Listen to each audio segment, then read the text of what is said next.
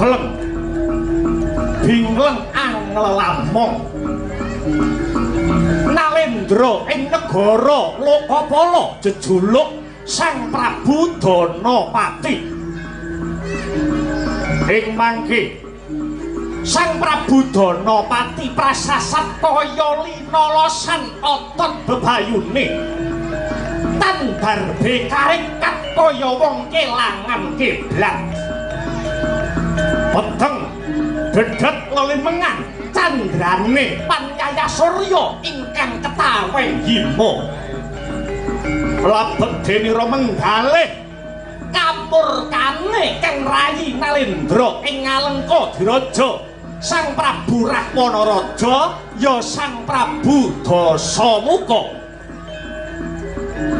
siang pantaraning dalu datang kendhak Prabu Danapati ngenyong upadi srana murih kamurkaning Sang Dasamuka enggal sirep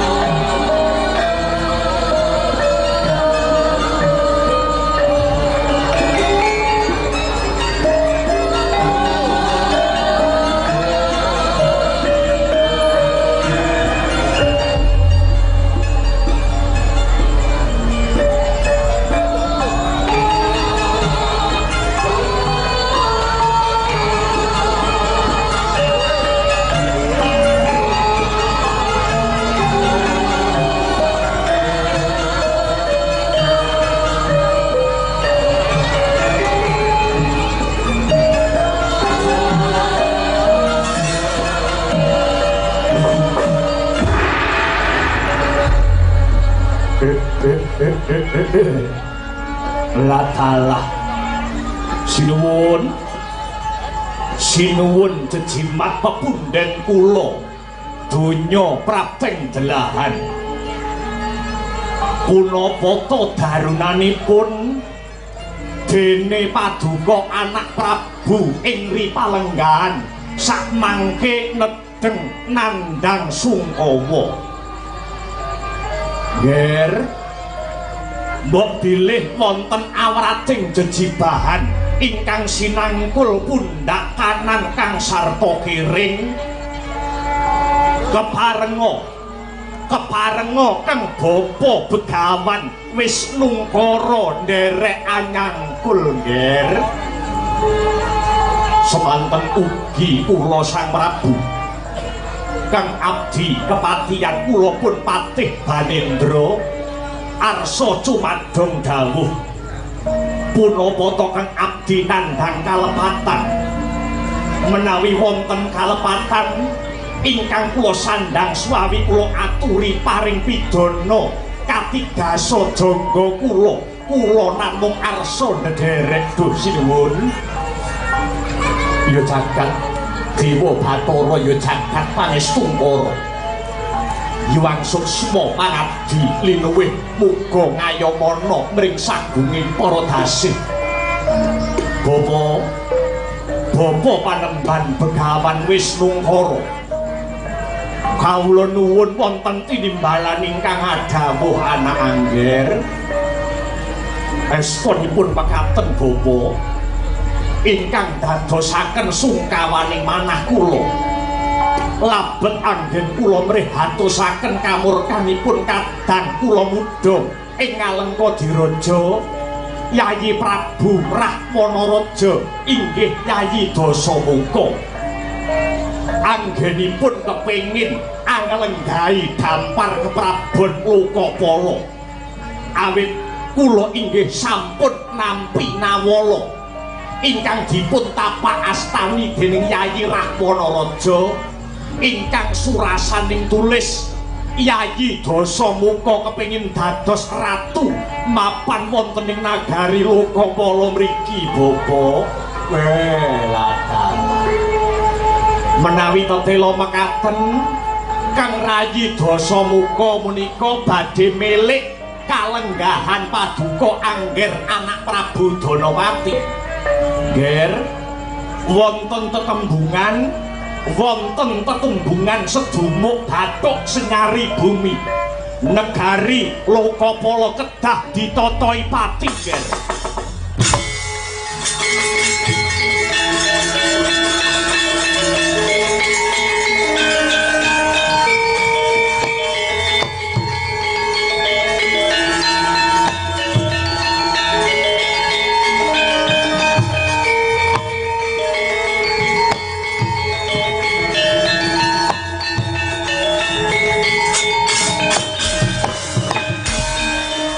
ya dor-dorme turun Hanot Sumara merenggosti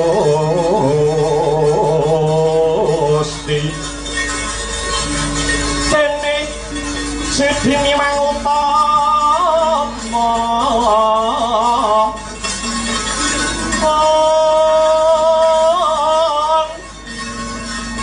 panindak ing praja bejo dadi bandara rena repan mring hati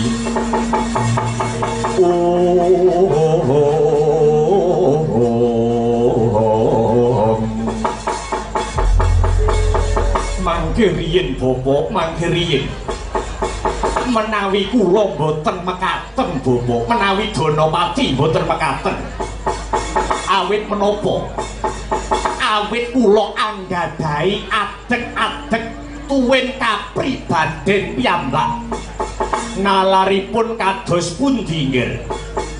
Yayi Dasamuka kaliyan kula menika sami-sami kedah turunipun Begawan Wisrawa. Saru dinulung ing kathah kaya apa surake jagat menawi to kula ngantos Pancakara kaliyan Yayi Dasamuka mung merga rebutan negara. Pramila Bapak, negari Lokapala mriki badhe kula pasrahaken dhateng Yayi Dasamuka kemawon. Prabu Danawati badhe lengser keprabon. Niat kula kepengin nglajengaken darmanipun sawargi Kanjeng Rama Panembahan Begawan Wisrawa jumeneng pandhita mapan wonten ing pertapan Deder Penyu. Menawi Yayi Dasamuka ingkang jumeneng ratu, kula ingkang badhe ngamping-ngampingi saking katebian Bapa, ngayomi saking pertapan Deder Penyu. Ngiras pantes kula kepengin ngirangi dosa kalepatan kula kaliyan sawargi Kanjeng Rama Panembahan Begawan Wisrawa. Ladalah nggih. Lah menawi to mekaten pun Bapak inggih boten wantun badhe nyampuri perkawis menika. Inggih. Namung kemawon nggih, namung kemawon. Niat becik menika durung karuwan ditampa apik kula baleni nggih. Niat becik menika dereng karuwan ditampa apik, eling-eling. Eling-eling kalian watak wantu lagak lagu lagon lagianipun Kang Rayi pun Dasamuka ingkang rinten dalu tansah deder ing watak angkara murka. Namung kemawon sedaya kula wangsulaken dhateng paduka anak Angger Danawati Kakang Patih Banindra wonten tinimbalan ingkang adhawuh dosinuwun.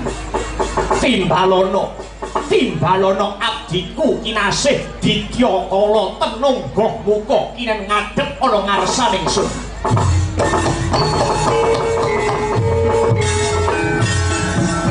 Masyapura Anto Sumarang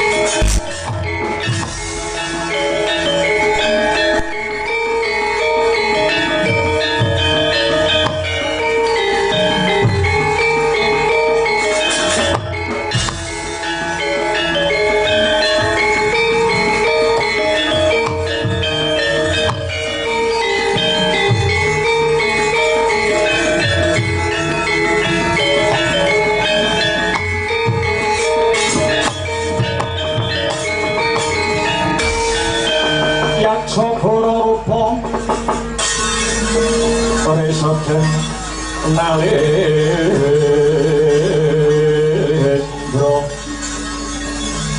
yaksa araku kang palayo entai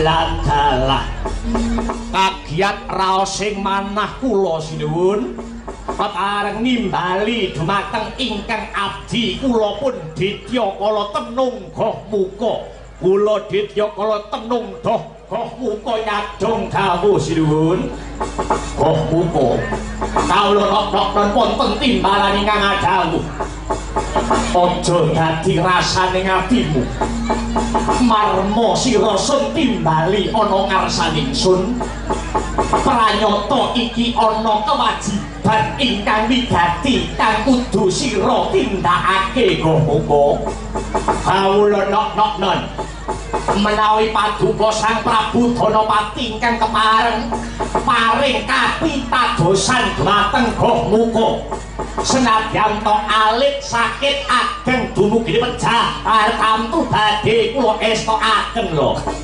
Goh Muka kula sinuwun sira aja wedi kangelan sira ndak utus lumarapo ana negara Ngalengkadiraja lumarapo ana negara Ngalengkadiraja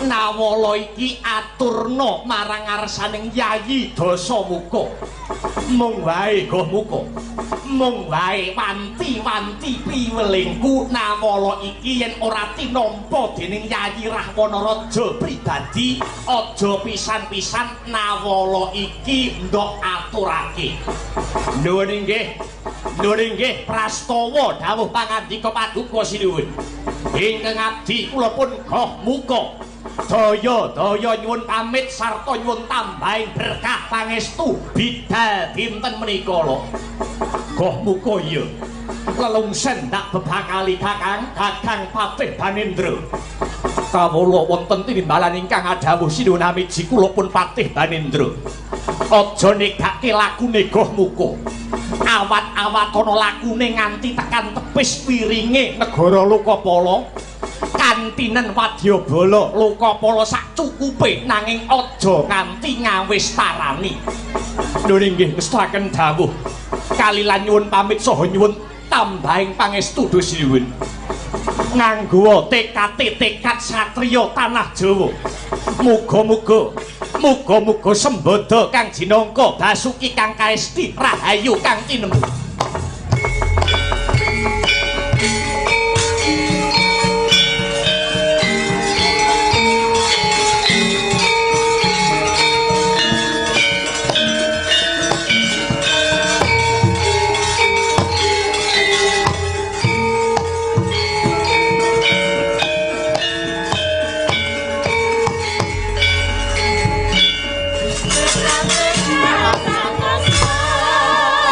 Ah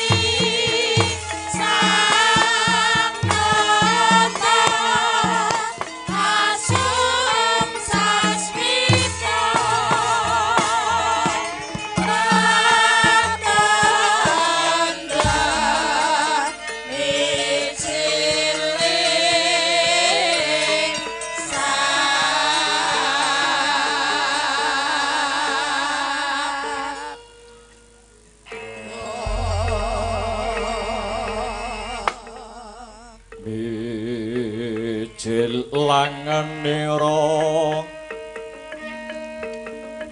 sang nar pati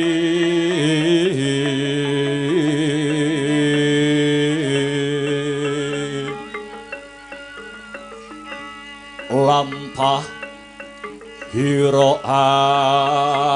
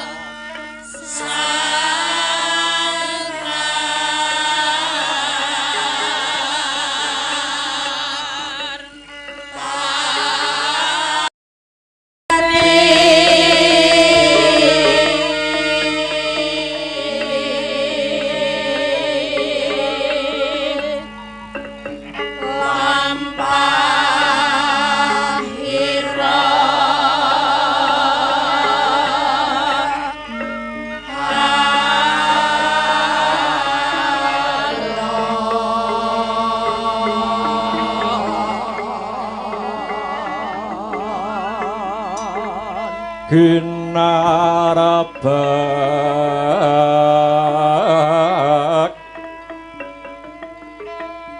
padaya yuwarna nira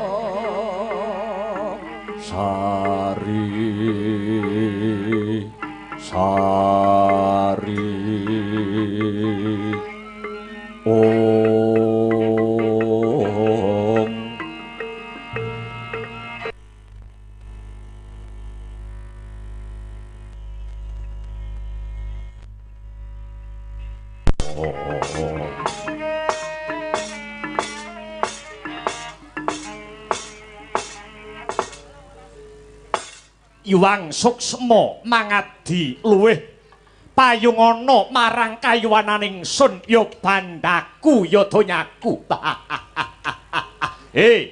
Adikku sing tak tresnani Kumbakarna. Ana dawuhmu apa Kaka Prabu? Amiji kadangmu ing panglebur gangsa aku Kumbakarna. Sarpakenaka, ana dawuhmu apa Kanjeng Kaka Prabu? Gunawan, nuwun kula wonten timbalan ingkang adhawuh Dha Kaka Prabu kepareng nimbali kang rayi kula pun Gunawan Wibisana. Manpatih Prahasta paman. Wonten timbalan ingkang adhawuh nggir anak Prabu Amiji ing kepatihan kula pun Prahasta. Marmane kabeh ndak timbali adoh ndak awe cerak-cerak saya ndak raketake ora ana liya ana pasewakan agung iki panjenenganing sun lagi duweni gegayuhan Prabu Dasamuka lagi duweni pepinginan, Prabu Rahwana-raja lagi duweni gegayuhan. Apa sing dadi gegayuhanku? Gegayuhanku ora ana liya, ya kuwi Prabu Dasamuka kepengin ngelar jajahan. Rahwana kepengin bakal ngelar jajahan.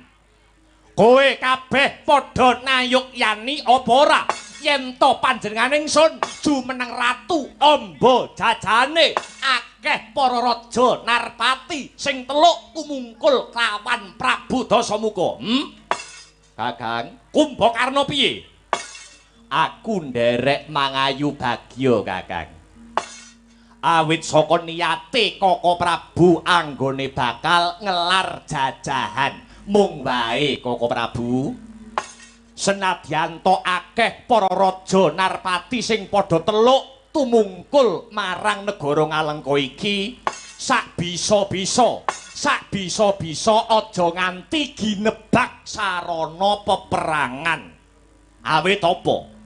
Awit para raja Narpati kabeh kuwi padha gandrung kelawan tembung kerukunan, gandrung kelawan tembung kautaman.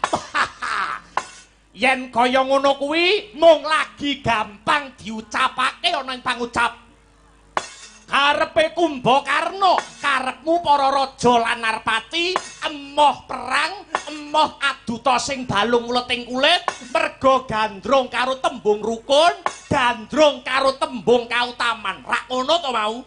Iya, Kakang. Tumrape Dasamuka Kumbakarna.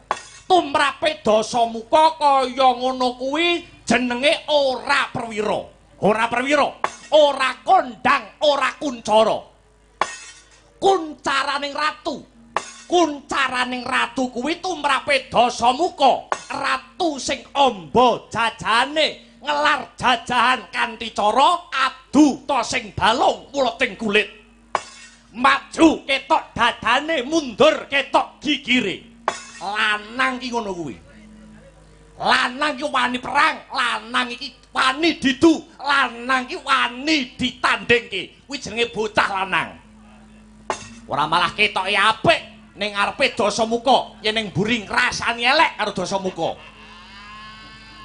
Gawe status misuh-misuh. Lanang tak apa ngono kuwi. Seneng kowe lanangan kaya ngono kuwi. Mestine ora, Kakak. Lah mula kuwi Gusik. Saiki karepe Koko Prabu ngelar jajahan. Banjur negara ngendi sing arep kok bedah, Kakang? Piye? Negara ngendi sing arepe kok gempur, negara ngendi sing arepe kok lebur utawa mbok jajah. Slendro kang rasa, slendro kang jiwa. Kumbakarna, piye, Kakang? Ora susah adoh-adoh. Ora susah adoh-adoh. Sing bakal tak bedah ya kuwi negara Lokapala. Negara Lokapala sing arep tak arah ya tak bedah Kumbakarna. Permara reh mangos somya ngambreng kadikaronaning kaswasih ring marga Hamalakum. Trisang Ganda Mastratmaja leng-leng lalu mangulati Surya mangrangsang wayah, Surya mangrangsang wayah, Humya samara wayahanto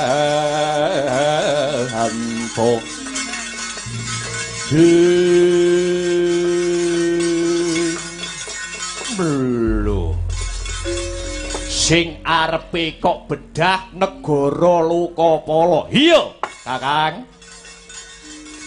Apa Kakang lali? Apa Kakang ora eling?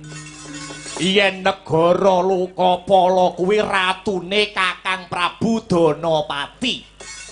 Kakang Danapati kuwi isih waris, Kakang Danapati kuwi isih kulit daging dhewe. Ora susah kok kandhani Dasamuka wis ngerti, Dasamuka wis mudeng, Dasamuka wis sumurut. Danapati kuwi isih kakangku dhewe.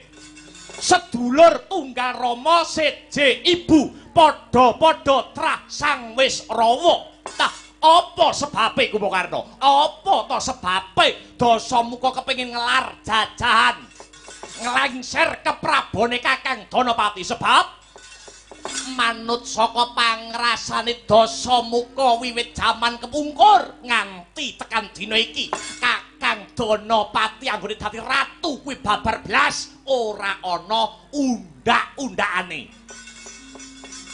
Negarane ya mung kaya ngono kuwi terus kawulane ora kepikir. Sing dipikir mung buru kesenengane pribadi. Apa kaya ngono kuwi kudangane wong tuwa biyen? Mula ketimbang dadi kembang pocapan nyenyepet mripat gatel kupinge Dasamuka krungu rerasane para raja yang Narpati yen to Kakang Danapati wis ora bisa ngayomi para kawulane.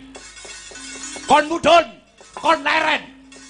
Danapati kon lengser anggone dadi ratu negara Lokapala. Karben negara Lokapala ratune Dasamuka. Weh, atal.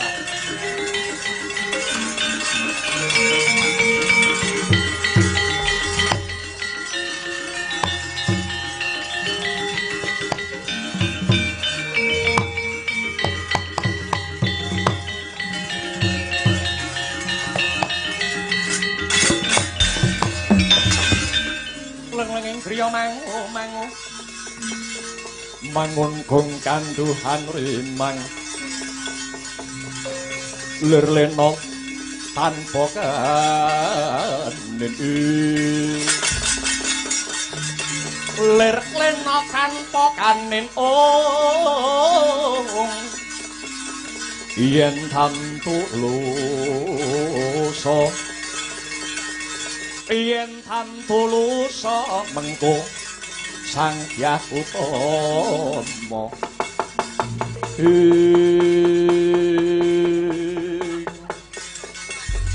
Kakang apa ora saru dinulu ing atase Kakang Rahwana-raja wis duwe kamukten negara Ngalengka kurang gedhe apa kurang jembar apa kurang wibawa sing kepiye nanging sebabe apa Kakang Prabu isih milik lawan negarane liyan apa maneh kuwi negarane sedulurmu dhewe eling ya Kakang eling urip ana alam donya kuwi mung sepisan urip aja mung kanggo gelar angkara murka gambleh cangkemmu kowe mejang kaya jarang nuturi kaya kiai aja to diapurmu 100 pendhita 100 ulama klumpukna kon mejang ning karepe Dasamuka ora bakal tak gubris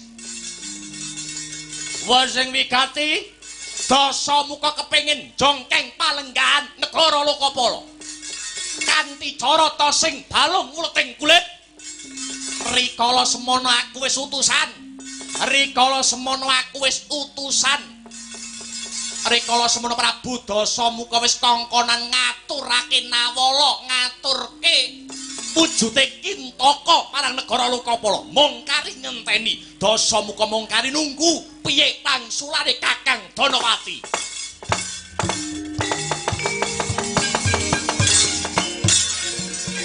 mangya daragating praja kapuryan sunya ruri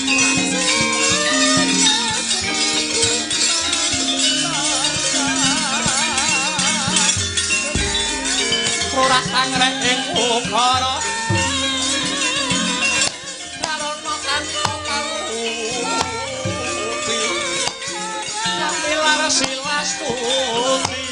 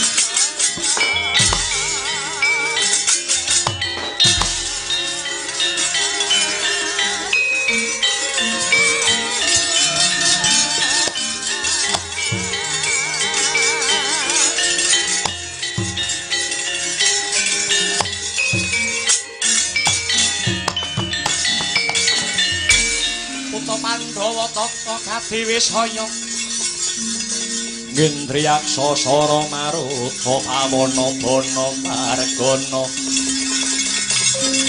samirana lan warahayang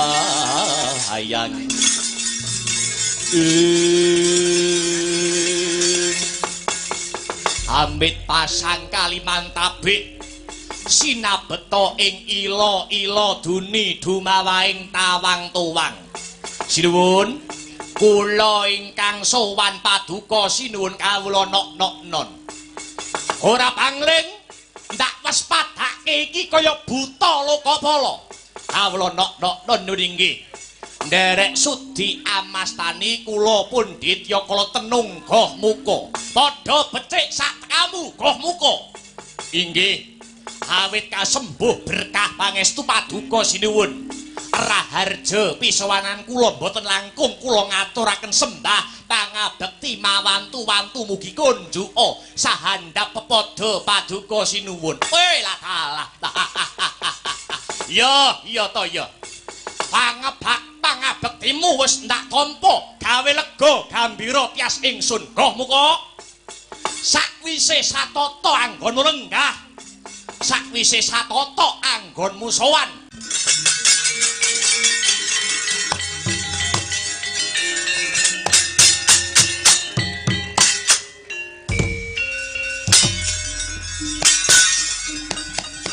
Yayi Prabu Dasa Muka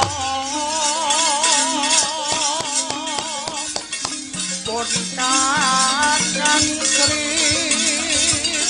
Gena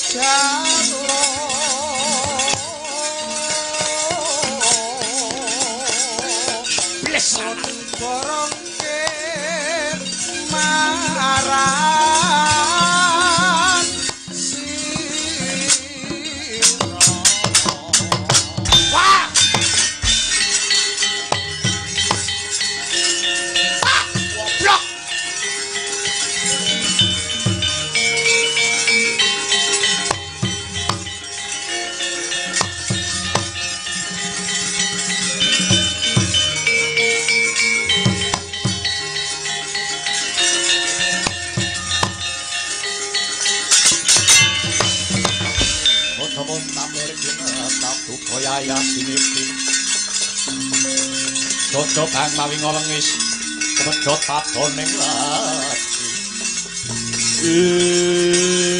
kesmalaning lakeping jagat blaglaing bumi panusmaning jajelanat sukertaning bawana oh muga kula wonten dawuh kowe ngerti surasane isine layang iki apa ora Ratu Gustimu tak tantang melek-melekan Tak jaluk negarane Lokapala, lah kok malah diwulungke. Cetok lamun ratu Gustimu ki jireh getih wedi mati. Ratu negarane jaluk diwulungke jane ratu cap apa?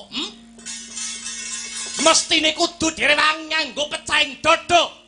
Tika sing jonggo utaing ludira. Negara diwenehke glundung semprong. Babar pisan ora duweni kewanen. Lah kaya ngono ku kok arep ngayomi kawulane. Apa ya diwedeni karo kawulane? Wis, saiki kowe bali yo. Saiki kowe dek minggato. Kowe bali yo nang negara Lokapala. Matur ratu Gustimu Prabu Danapati. Yen Kakang Danapati ditantang lawan Prabu Dasamuka. Kakang Danapati ngejak cara kasar apa cara alus, Dasamuka wis samapta ing gati sawijining diri. Santet-santetan aku ya manut. Tenung-tenungan aku ya gelem. Ayo, bialiyo kowe. Sepet nyang raimu aku. Nanging sinuwun ora usah kanggo nanging. Wonten paribasan, ora usah kanggo paribasan, ra ketua minggat dublak tuh jasmu bongko. Akan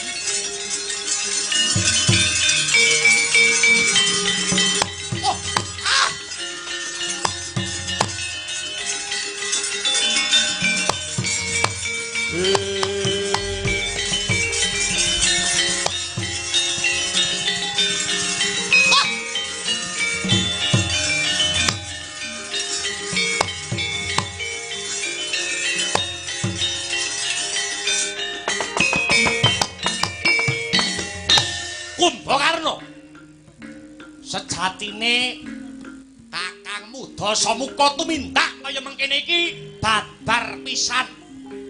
Babar pisan aku ora melek karo negara Lokapala. Gedhe ngalengka timbang Lokapala. Wibawa ngalengka timbang Lokapala. Sumrupa Kumbakarna. Aku kowe Gunawan Sarpakenaka. Aku kowe Gunawan Sarpakenaka kelawan Kakang Danapati kuwi padha trah cedhak turune Sang Wisrawa. Kowe ngerti apa ora? Sebabe Kanjeng Rama Wisrawa iso tumekaning pati biyen. Sidane Kanjeng Rama Begawan Wisrawa kuwi manjing ana patunon, manjing ana geni murub. Lho, kuwi nak patine.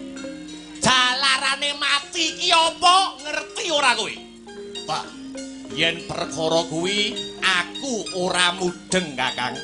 Seksi urip ana. Awan. Paman Prahasta, Paman. Wonten dawuh, Men. Sampeyan dadi seksi sedane Kanjeng Rama Panembahan Begawan Wisrawa. Nggih. Kula tumut dados seksi, nggih. Mang critake, Man. Ben Kumbakarna Gunawan Sarpakenaka ngelek matane. Nggih. Laksitaning crita kados mekaten. Laksitaning crita kados mekaten larah-larahe sedane Kang Rama Panembahan Begawan Wisrawa. Kados mekaten critane, nggih.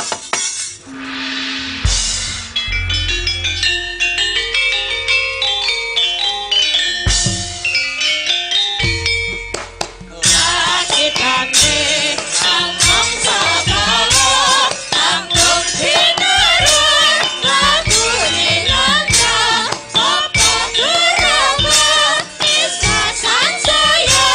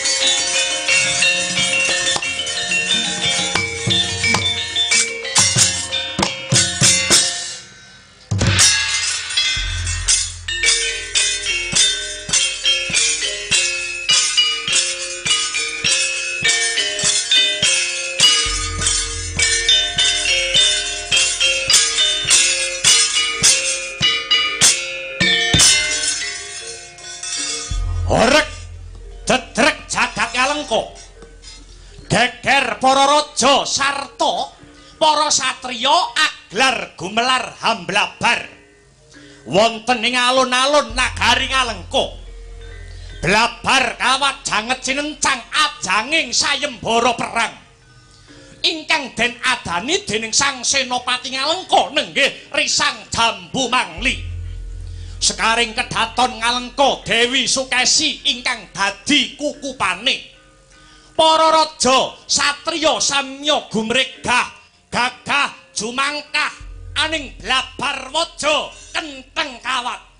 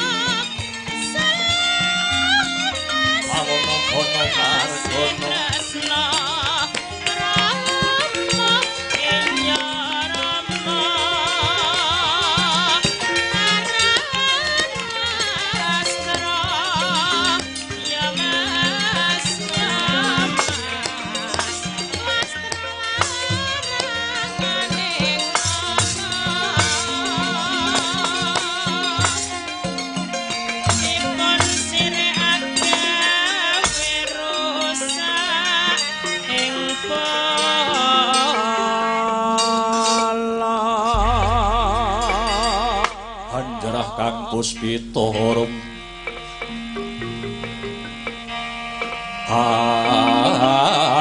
asiliring samirana mre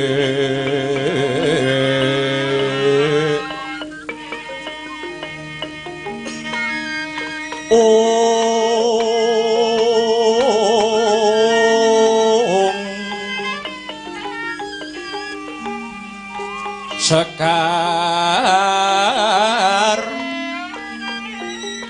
kadung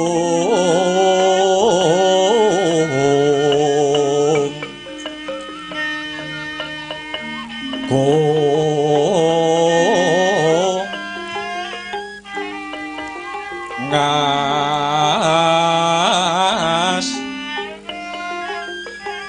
gandanyo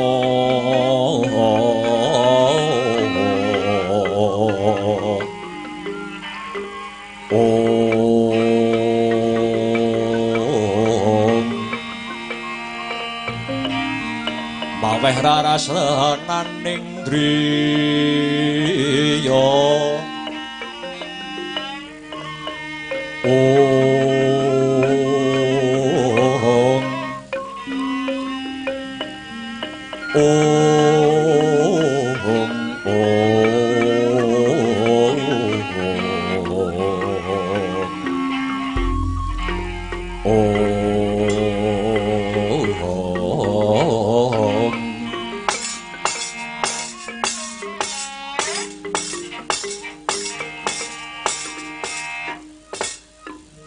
Yayi kadangipun Kakang Yayi Jambu Mangli sarehno atimu semelehno rasamu hambarengi bedhug tengange wis maewewu cacahe raja Narpati miyang satriya satriyaning praja ingkang padha ngleboni sayembara perang ing negara Ngalengka Diraja iki wis akeh kurban-kurban cilike lara gedene tumeka pati ya merga saka Yayi Jambu Mangli ingkang ngadani sayembara perang iki. Biyo.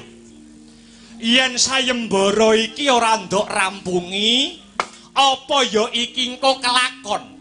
Apa ya iki engko kelakon ponakanmu wedok ya anakku Nini Sukesi sajeke urip ora bakal entuk jodoh.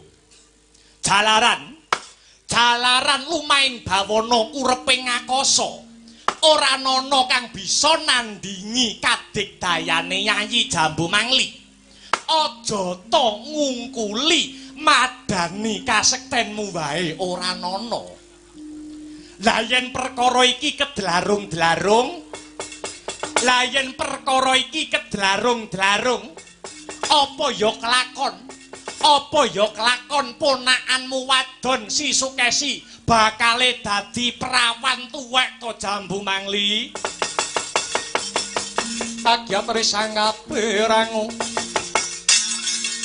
ori nangkul kinempet-empet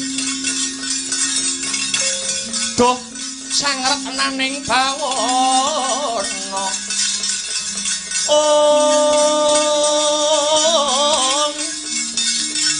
ya si tukang lalang ati ya si tukangen sing bias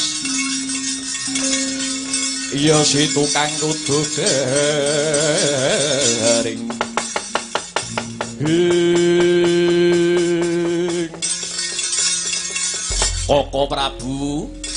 Koko Prabu Sumaliraja wewangsaning para pinisepuh sabdane para sarjana ingkang sujaning budi nate paring pangandikan 1 pesti 2 jodho 3 wahyu 4 derajat pangkat 5 donya punika wonten panguwasane Gusti ingkang akarya jagat menawi sampun tumeka wahyaning mangsa kala jodhonipun Nini Sukesi tartamtu niki mangke enggal badhe dumugi wonten negari Ngalengka mriki. Duh Koko Prabu perkawis kasekten miwah kadigdayan kula tartamtu kemawon wonten saweneh jalma ingkang saged ngasoraken kekiyatanipun kang rayi kula pun Jambu Mangli. Jalaran wonten tetembungan sak dhuwure langit isih ana langit maknanipun sak digdaya digdayaning tiyang menika maksih wonten ingkang ngungkuli pramila saking menika duh Koko Prabu kula aturi paduka Koko Prabu Sumaliraja pitados dhateng rayi kula pun Jambu Mangli.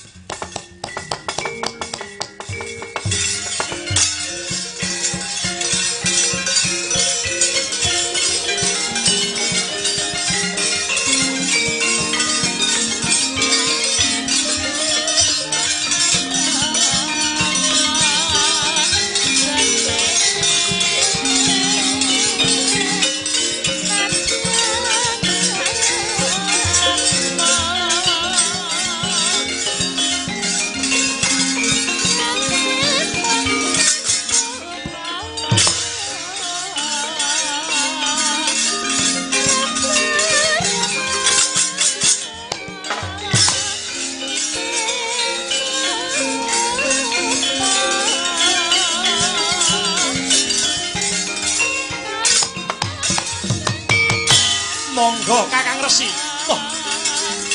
Monggo lenggah ingkang sekeca Kakang Resi.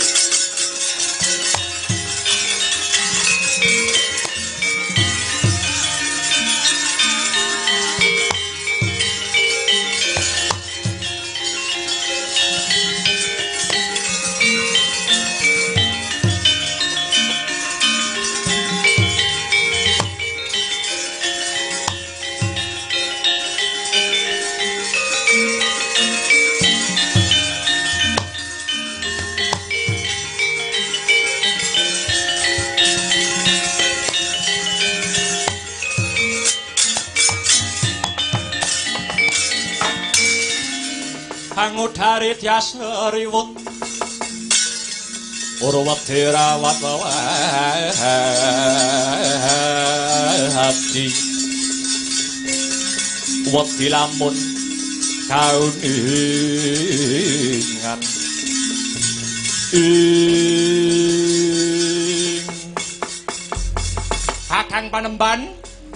Kakang Panemban Begawan wis rawa saking pertapan deder penyu sak rawuh paduka wonten negari Ngalengka mriki Kula pun sumali raja ngaturaken pambage panakrami kunjuk Kakang Panemban Begawan Wisrawa. Iya Yayi. Yayi Prabu Sumali Raja Raharja praptaning pun Kakang ing deder penyu niskala ora ana alangan sawiji apa. Oh inggih. Kejawi saking menika kendhih kemrungsung ing galih kesuk panata ling kalbu. Daya-daya kepengin wuninga wonten wigatos ingkang pundi? Dene sumengka pengawak bajra. Sigra kang mawa gita kang amengku gati prapta wonten negari Ngalengka diraja mriki. Yayi, praptanipun Kakang mung minangka dadi talang. Talang ature putraku ing negara Lokapala ya kuwi anak Prabu Danapati. Ingkang wasing sedyaning galih nering cipta dina sakmengko tekaku ana negara Ngalengka iki bakal ngebun-ngebun esuk ngudan-ngudan sore bakal nglamar Atmajamu putri Nini Dewi Sukesi kanggo garwa Prameswari tumraping anak Prabu Danapati negara Lokapala Sang Prabu. Welah.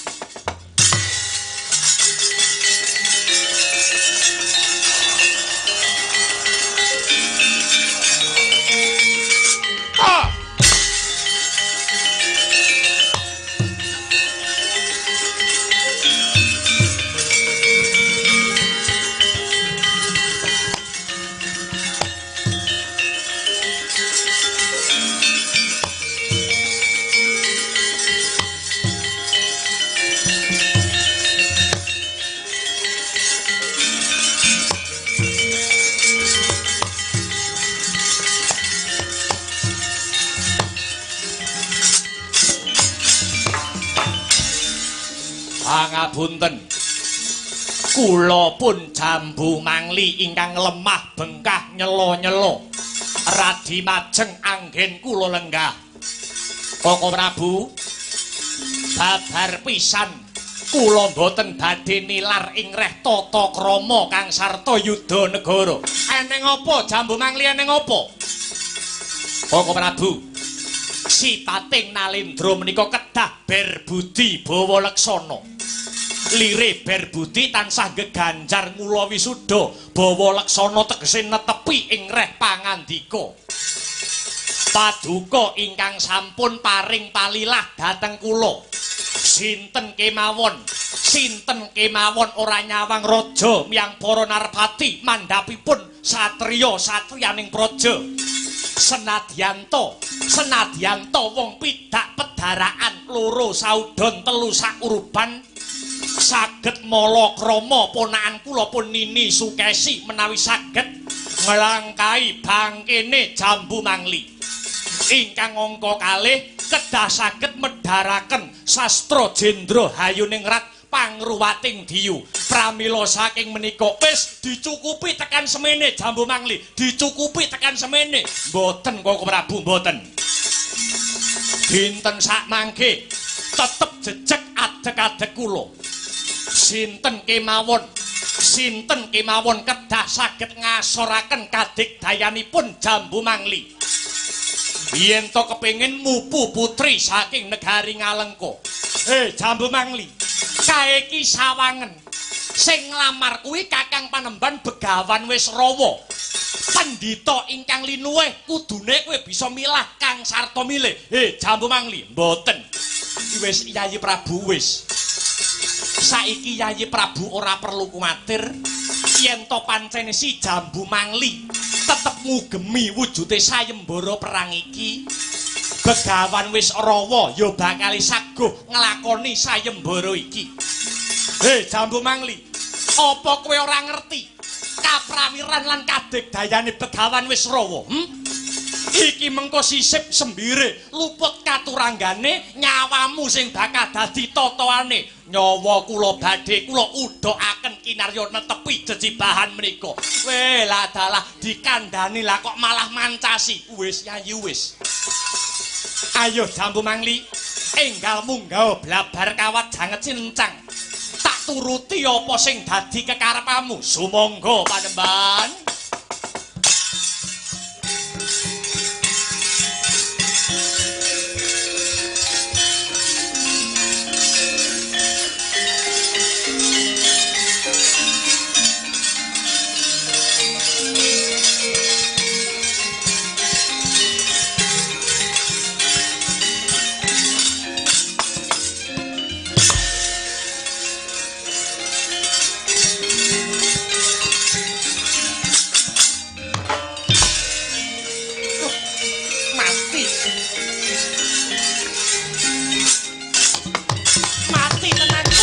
Mangli.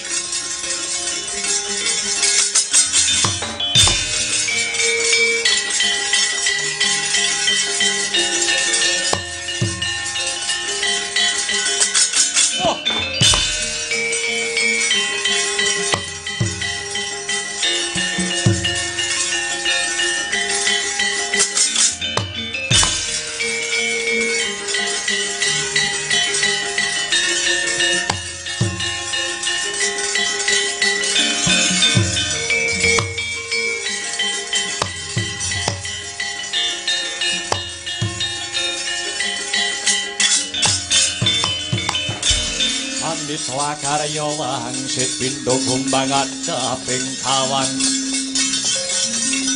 susuh ngangin ngending gone miwang gali ing kangkung beladala cara-carane wong idu ora bakal tak dilat maneh Begawan Wisrawa Jambu Mangliya lugune gedhe pangemanku tumrap jeneng sira Raden Jambu Mangli ora susah kowe ngiman karo aku kabeh wis dadi prasetyaku kabeh wis dadi patembayaku dina sak mengko katresnanku bakal tak totohi pati lho usik kok katresnanmu bakal ndok totohi pati iki tegese ngene Begawan Wisrawa bares kures bloko suta blak kutang terus terang lugune nggonku ngetokke Giri Sayembara iki merga gedene rasa katresnanku kelawan Nini Sukesi jujur wae asline ponakanku arep tak pek bojo dhewe Laiki.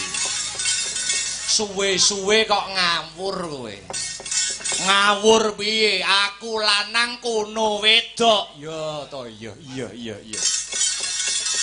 Niatku iki durung ana sing ngerti kejaba mung kowe Wisrawa. Merga sedhela maneh kowe bakal mati dadi pakan gagak batangmu. Ayo ketoken kadigdayanmu ketoken karosanmu aku kang bakal nguntapake nyawamu ning neraka jahanam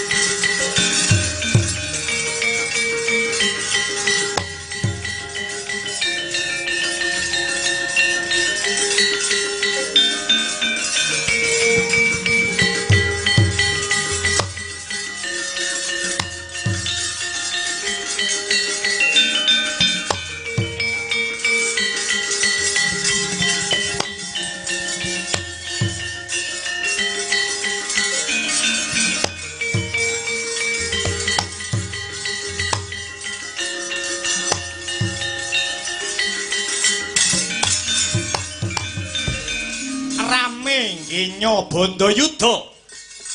Mangkono dupi resi wis rawa kalindih yuda. Sigra nyawisaken wujuding jemparing ingkang cacahe gangsal. Ingkang sinebut Kyai Pancawisaya. Panca tegese wilangan 5, wisa tegese hawa nafsu, ya tegese jagat. Panah cacah sekawan kinarya ngilangi hawa nafsu sekawan ingkang mapan wonten anggane risang jambu mangli. Dene jemparing ingkang sajuga kinarya nyampurnake sedane sang jambu mangli. Mangkono jemparing linepas kedak kaya kilat kesit kaya tatit dadi srana pejahe senopati Ngalengka.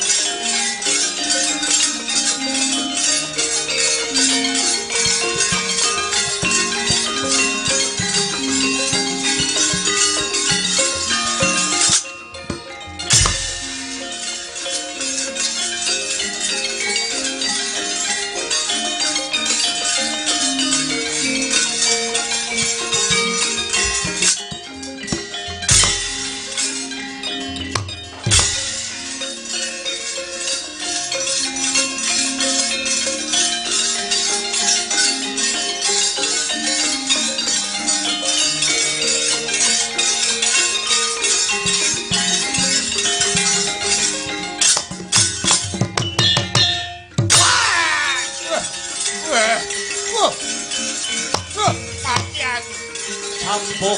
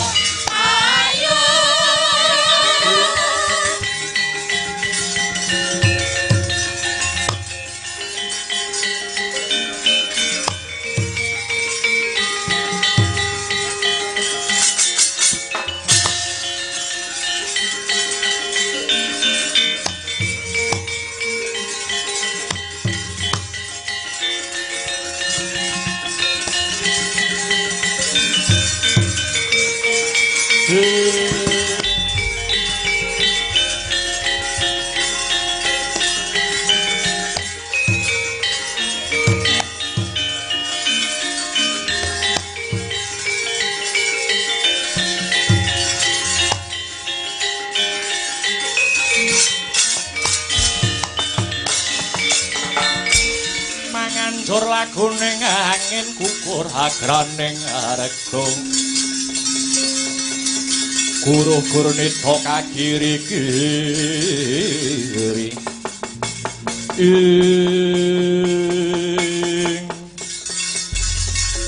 Yayi Prabu Sumali sing gedhe pangapuramu kepeksa ripalungguhan iki.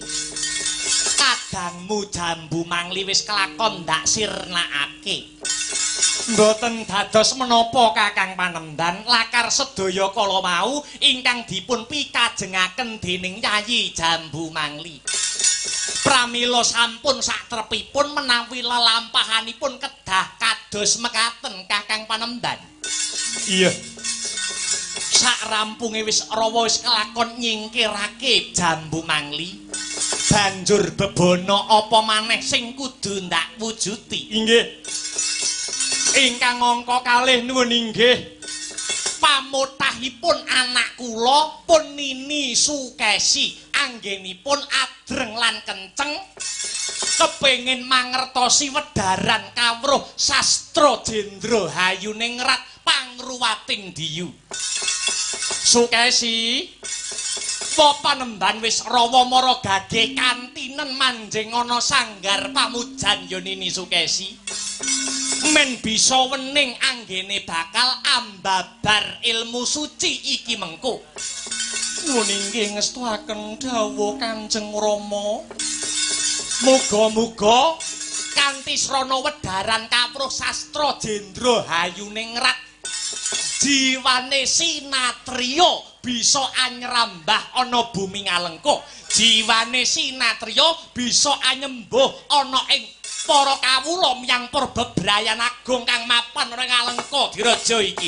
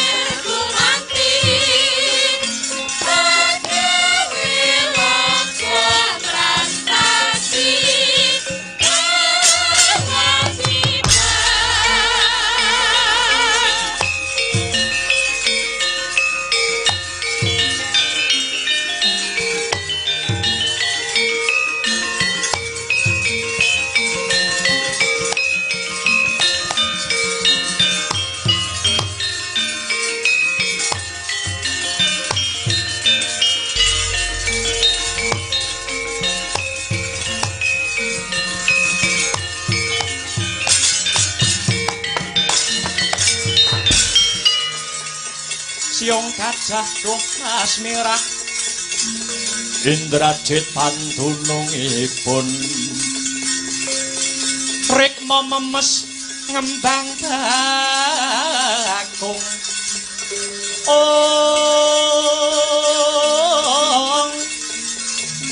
nyengkir gading renggojo jarweng ranuduh ngayu Singa tirta mangsa janma baya sapa kang anyucuk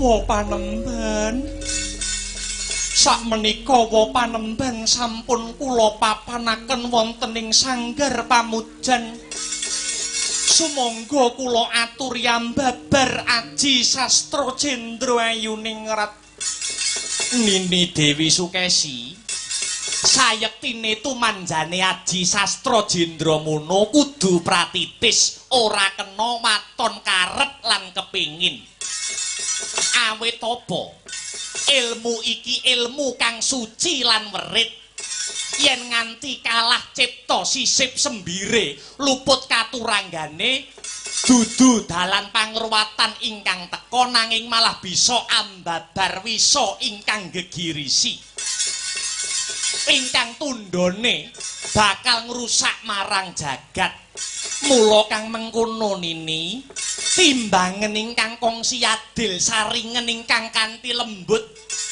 aja nganti iki mengko malah sira Nini getun keduwung ing tembe mburine krana apa umurmu kang maksih muda iki durung karuan yen kuwat nampa boboting kawruh kasunyatan lamun datan linambaran suci ning Panembah lan meneping Pancandriya Panembahan gandeng kula menika sampun mangertos bilih Sastra Jendra menika kedah katantukaken kanthi pratitis. Mila kula sampun samapta kanthi sesuci diri lan ngipataken hawa nafsu supados boten kegubel dening pepenginan. Nini Sukesi iya. Mara gage tatanen rasamu weningna pikirmu menepna panca ndriyamu. Dina iki bakal tak wiwiti amedhar kawruh Sastra Jendra Hayuning Rat Pangruwating Diyu.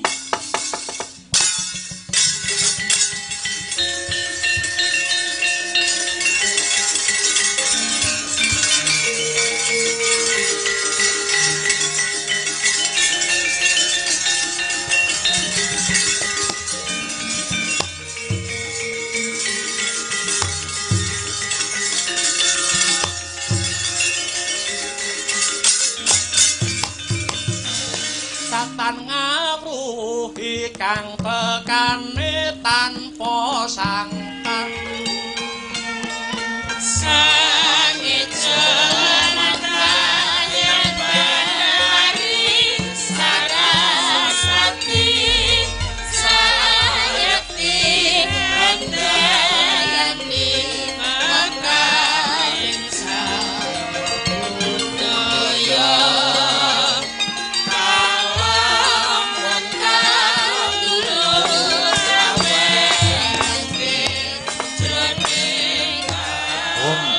Ilahing astuna masidam bisa mursid lamun saliring dumadi kababar dadya daya kersareni kang nitahake ora ana sawiji-wiji kang merucut saka kodrate.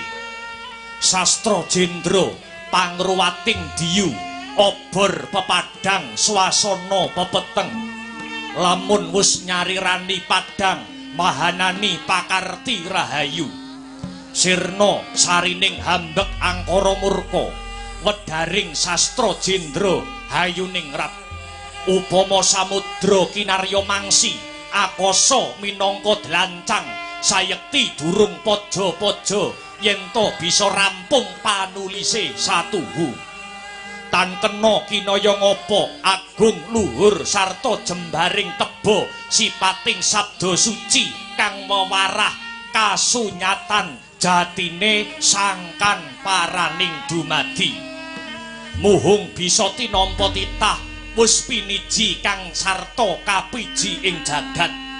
Purwa Madyawasana sang begawan Wisrawa wis medhar Sastra Jendra Hayuning Rat jroning alam suksma. Sang Dewi meleng jatining yuwana anampi wisike Sang Wiku Dibya.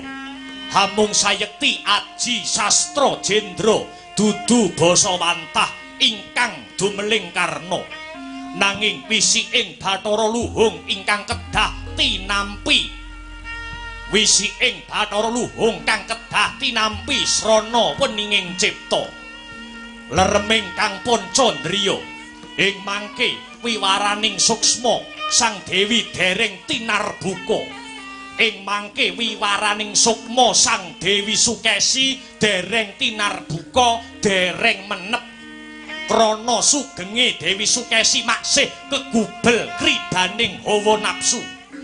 Mila senadyan aji-aji wis tumanduk parandene datan rumasuk nadyan wis winarah nanging dereng pernah malah sumuing swasana sumundul ing antariksa dayane aji Sastra Jendra kang sisip temah mahanani goro-goro jagat kalimput ing pedhut ing gegana katyarsa swara gluduk lir pinusus gelap ngampar samudra kocak kinebur gunung.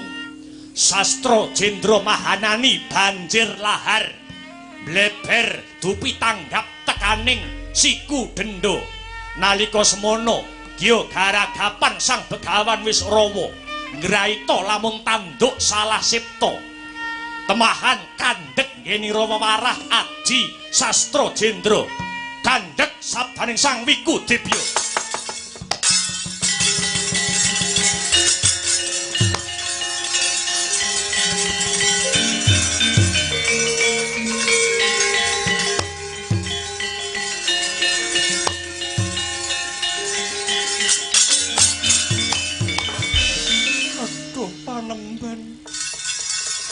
Kadang tetrawangan raos sing manah kula dupi paduka kepareng ambuka dhateng korining kamulyan kula. Mboten langkung kula ngaturaken panuwun panemban. Iya. Ora liwat tiba sepadha-padha. Ri palungguhan iki gandeng wis gamblang nggonku medhar sastra jendra. Mara gageri palungguhan iki tata-tata jeneng sira nini bakal tak kanthi. Tak boyong marang negara Lokapala kinarya jatuh kramane anakku Prabu Danapati. Aduh panemban, paduka sesembahan kula. Nuwun pangapunten menawi kula nedya kajatukrama kalian Prabu Danapati. Kula mboten kemawon panemban. Lho. Dasarmu apa Sukesi? Prataku mupu sayembara, becik sing digelar dening Jambu Mangli apa dene wedare sastra jendra. Kabeh wis tak wujuti.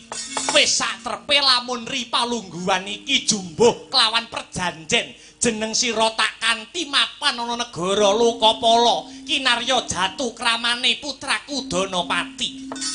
Nuwun pangapunten, kula sampun sumpah mboten ningali endhek dhuwuring derajat pangkat sugih miskining bondo donya. Senadyan saudon saurupan ingkang tegesipun sinten kemawon ingkang kuwawi medhar sastra jendra punika ingkang badhe kula suwitani panemban.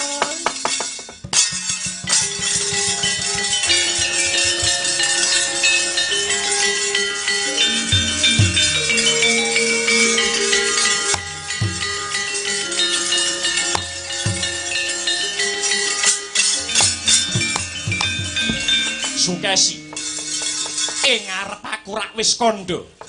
Sowanku iki dadi wakile anakku Danapati. Kula mboten nampa wakilan. Inggih piyayi ingkang kuwawi medhar Raji Sastra Jendra ingkang menang jawil sarta ngregem dumateng badan kula.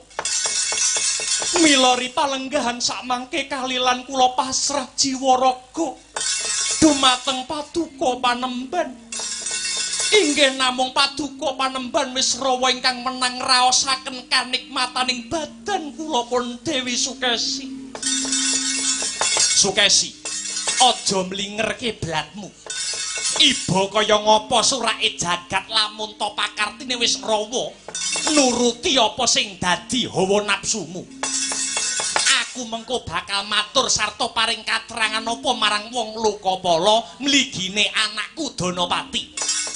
Yen ibarate wong ngemut gula krasa legi diuntal sak lodonge pisan. Ing kene ana tetembungan milik nggendong lali bareng rasake enak lan kepenak njur lali marang janjine. Kula mboten ngertos bab punika. Nanging Sukesi namung ngugemi sumpah saha jati diri kula. Ewadene menawi paduka mboten kersa anjatukrama dhateng Sukesi, prayogi kula pejah kemawon panemban.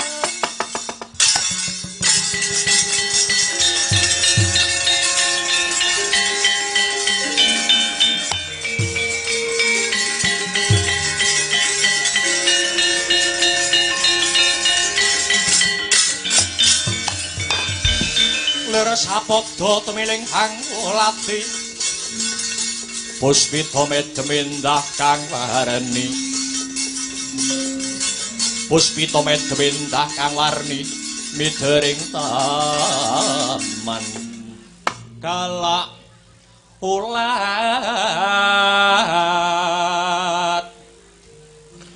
kadikatit kabarung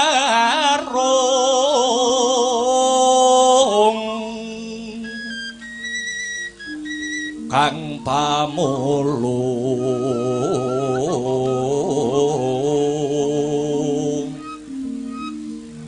alus manis mawehkung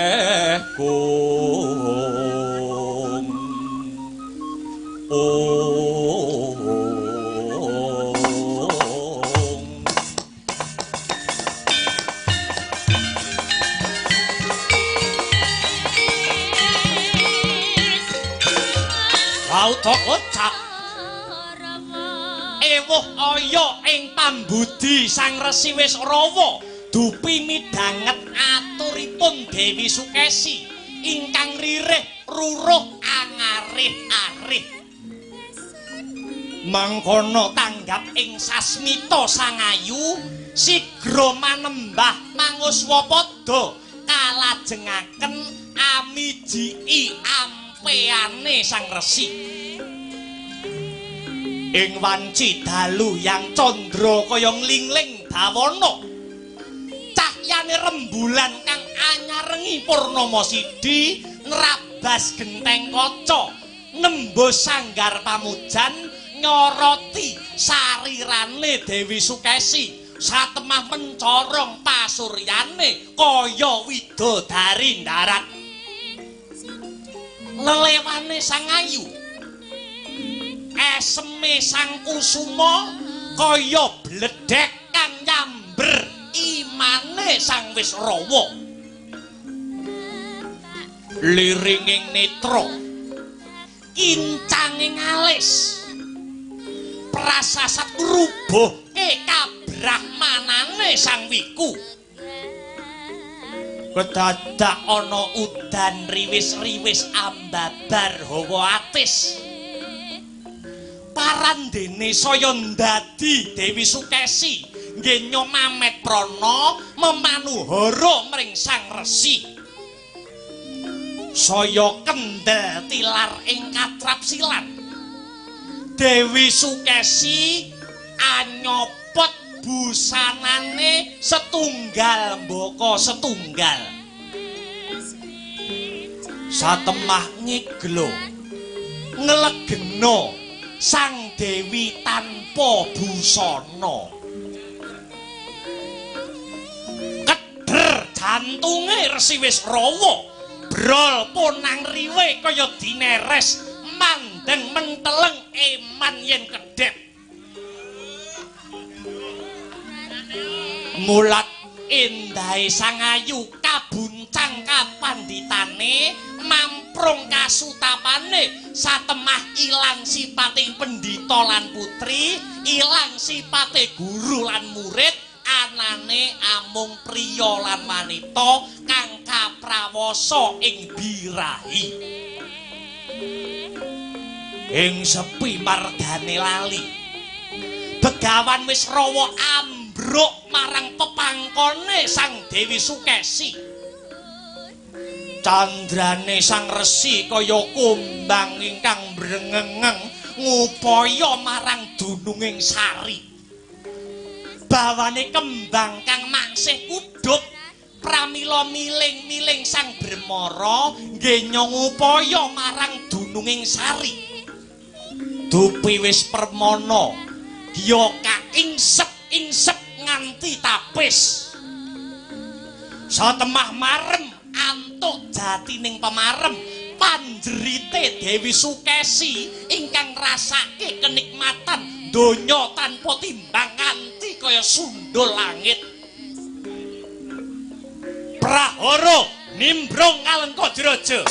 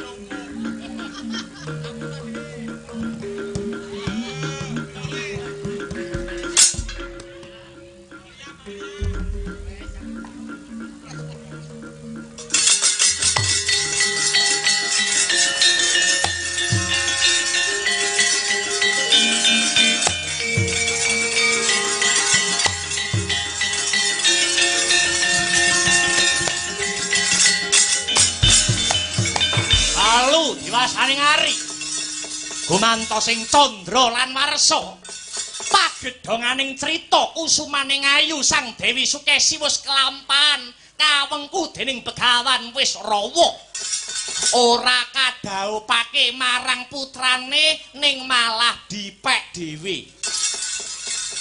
Ana paribasan gula batu legi rasane calon mantu malah diuntal dhewe. Dungkap Grebini Pitung Candra Dewi Sukesi kabar wis mebar pawarta wis warata keprungu nganti negara Lokapala.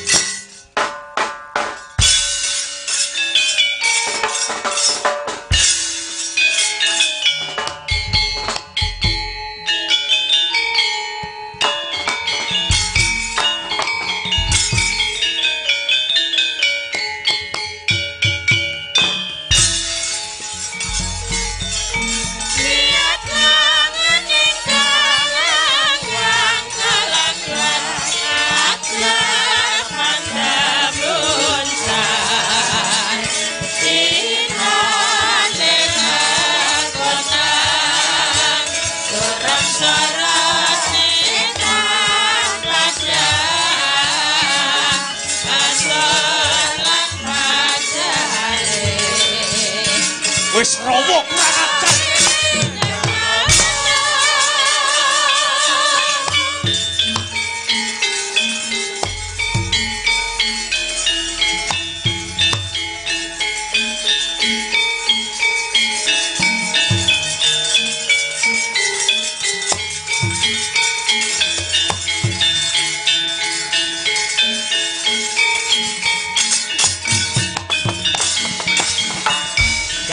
Kunto Aswara wis pinentang dening Nalendra ing Lokapala.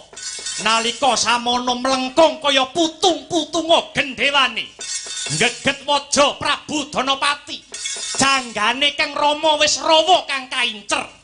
Semono Sang Danapati wuninga Sang Begawan wis rawa wis patrap ngagem busana sarwa putih. Patrap lila legawa prapting pati semedhot ing panonira Srinata Danapati. Kaya jebol dadane, geter sarirane kadya oncat nyawane. Ketang tresnanira marang Kang Rama brol kang riwe. Nelesi hangga satemah saya kendo panyepenge jemparing. Sakala binanting gandewa handret karuna. Oh, bapa. Wah.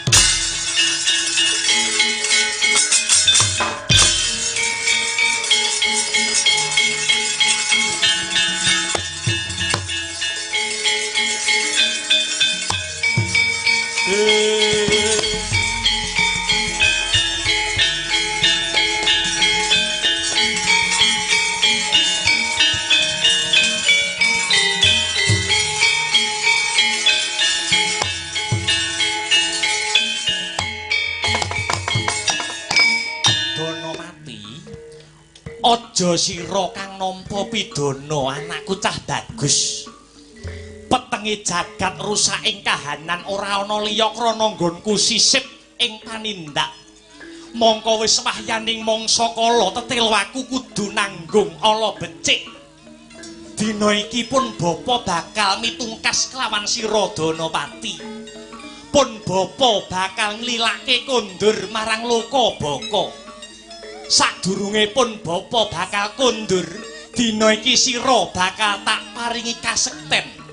Pun bapa ingkang ingaranan Aji Rawa Rontek kanggo tinggalan warisanku sadurunge aku kondur ana alam baka Danapati.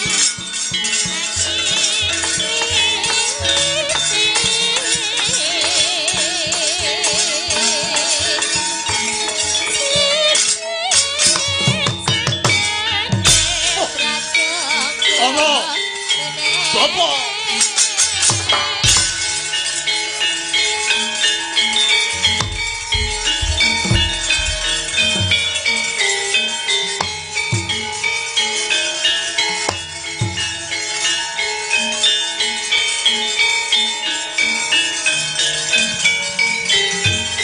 Jabrak.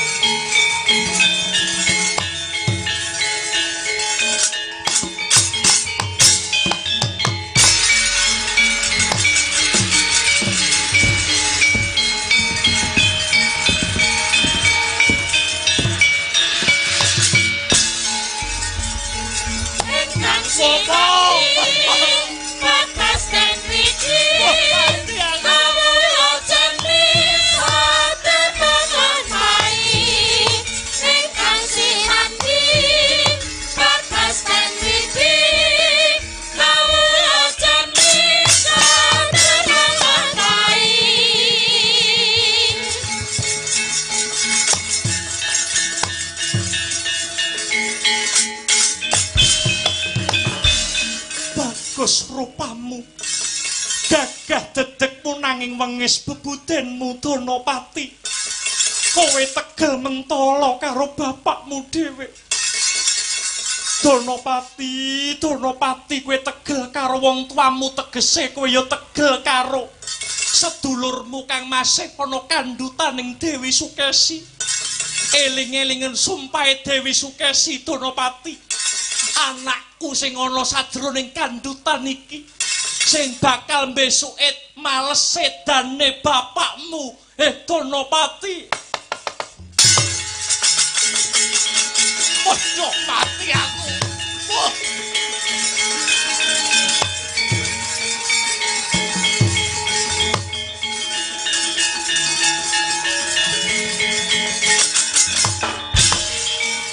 Mampir